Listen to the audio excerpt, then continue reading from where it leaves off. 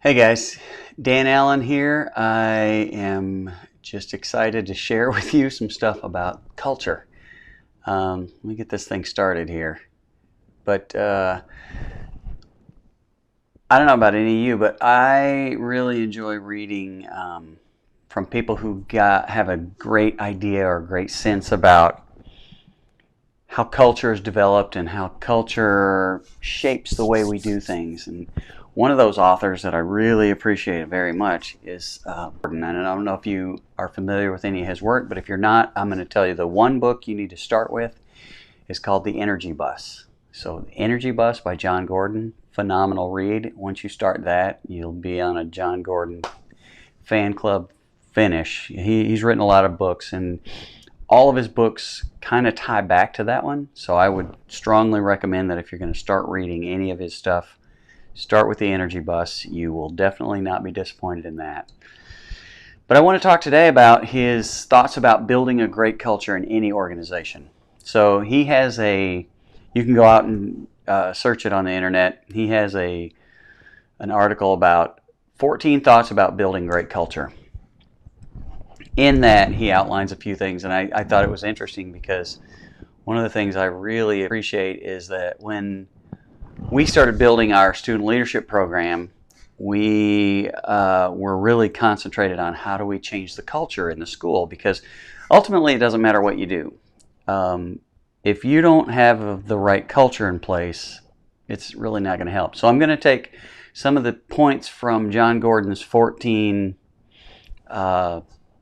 tips to a great culture, and I'm going to read those, and I'm going to show you how that correlates to what we're doing. Number one, great leaders build and drive great cultures. They know it's their number one priority. They can't delegate it.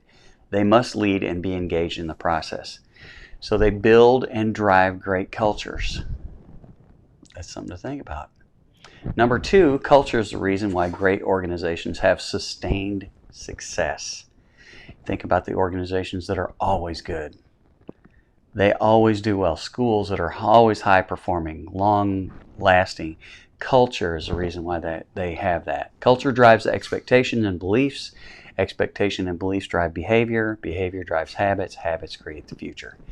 It's a nice little segue from one thing to the next, and it's kind of like that correlates to our input leads to belief idea. Number three, culture beats strategy. Strategy is important, but it's your culture that will determine whether your strategy is successful. So you can plan all you want, but if you don't have the people's mindset and the right idea, think about it this way. The culture of an organization is really like your attitude, right? So if your attitude's not right, what is the likelihood your plans are going to follow through, right? You can plan all you want, but if you have a horrible attitude, that's really not going to matter. Similarly, when an organization has a strategy or a plan in place, if they don't have a healthy, positive culture, it doesn't matter.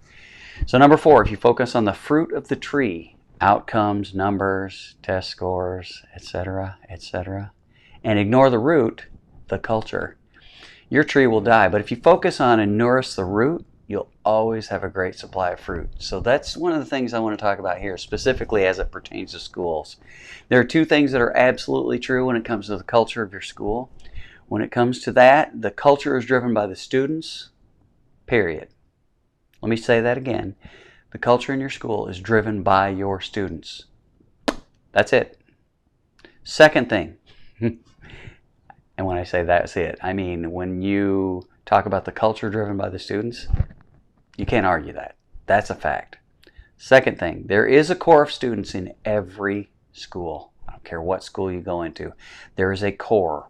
I don't know, the core could be small, the core could be medium, large, but there is, I guarantee you, a core of students in every school that wants their school to be a better place for everyone. Here's the idea. Let's start with those kids, right? So do what you can. Build up the culture. If you get the right culture in your school, good things will happen and good things will continue to happen. Okay? So culture beats strategy every day of the week. Culture is the most important part of what you're doing. And it's driven by your students. What you need to do is find a vehicle that'll allow you to build a culture that everybody will be proud of. And you can do it. Get to work. Find those kids. Get that core going and be awesome. We'll talk soon.